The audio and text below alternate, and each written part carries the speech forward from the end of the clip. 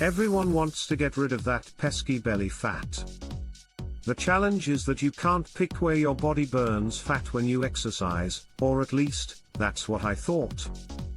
However, a new study suggests that targeting belly fat might not only be possible but easier than we expected. In this video, I'll explain what researchers have discovered and how you can apply it to your own workouts. For me, losing fat around my belly has always been the hardest part. Even when I lose weight elsewhere, the belly fat seems to hang on. So, I started asking, why is belly fat so stubborn? After looking into it, I found some answers that helped everything click into place. To burn fat, your body needs to release it from the fat cells, a process called fat mobilization. After the fat is mobilized, your body can burn it for energy. But how do you actually trigger this process? Well, when you do strength training, you don't just build muscle, you also increase blood flow to the fat around that muscle. This is one reason why belly fat can be so difficult to lose. Belly fat typically has less blood flow compared to other parts of your body. Another reason is that we tend to exercise our abs less frequently than larger muscles, like those in our legs. Think about it, your quads and hamstrings are activated in everyday activities like walking, running, and squatting, which increases blood flow to those areas. But your belly? Not so much. This got researchers thinking, if you could increase blood flow to your abs, could you specifically target belly fat during workouts? And if that's possible, why stop at the belly? By increasing blood flow to specific areas, you might be able to target fat loss wherever you want. To explore this further, I reached out to my friend, Dr. Ross, who runs a fat loss lab at the hospital. He shared that historically, most research suggests that spot reduction, targeting fat loss in a specific area, just doesn't work. I did some digging through research and found some unique experiments that tried to answer the spot reduction question. One study asked participants to do over 5,000 sit-ups in 27 days, more than most of us have probably done in our entire lives. Another study had people do high-intensity leg presses with just one leg for 12 weeks. Neither of these studies found any significant difference in fat loss in the targeted areas, which made most researchers, including Dr. Ross, skeptical about spot reduction. But there's something these studies didn't consider. Remember how I mentioned that fat needs to be mobilized before it can be burned off? Mobilizing the fat is only half the battle, the other half is actually burning it.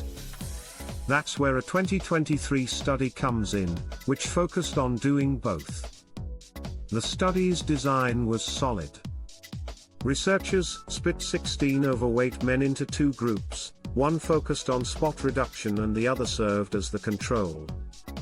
Both groups followed a 4-day workout plan for 10 weeks.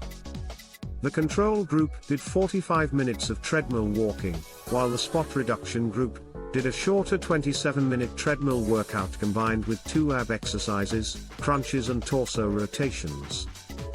A key aspect of the study was ensuring that both groups burned the same number of calories.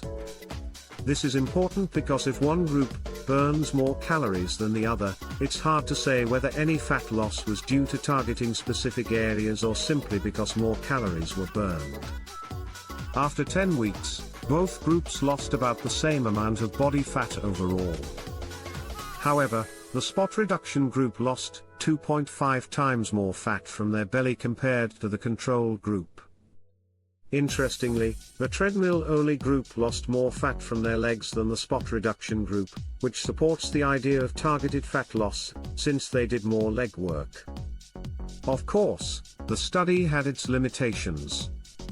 One critique was that the spot reduction group started with more fat in their belly, but even after accounting for that, they still lost significantly more fat from their midsection. Another limitation was that nutrition wasn't strictly controlled, though both groups still lost a similar amount of overall fat. And it's not just this study that's promising. Other recent studies have also shown encouraging results. In 2017, a similar study had one group focus on upper body exercises followed by cardio, while another group focused on lower body exercises followed by the same cardio. After 12 weeks, both groups lost about the same amount of body fat, but the group that worked their upper body lost more fat from that area, while the lower body group saw more fat loss in their legs. Even in 2021, a study showed similar results by combining ab exercises with cardio to burn belly fat. These studies may have their limitations, but they're opening up new possibilities. So, what's the takeaway? If your goal is to lose belly fat, being in a calorie deficit is essential. You probably won't lose belly fat by gaining weight. But if you're doing ab exercises, combining them with cardio, either before or after, can help you get better results. In terms of exercises, crunches and torso rotations seem to be more effective than planks for targeting the abdominal muscles. If I were designing a routine to target belly fat, I'd focus on weighted ab exercises combined with moderate intensity cardio. I'll be honest, I'm not completely convinced yet, and neither was Dr. Ross when we talked. But these recent studies have made me more open to the idea of spot reduction. In my own training, I've been adding ab exercises with some cardio afterward, just in case it helps. Even if spot reduction doesn't work as well as we hope, consistently training your abs with weight can still improve muscle definition and appearance.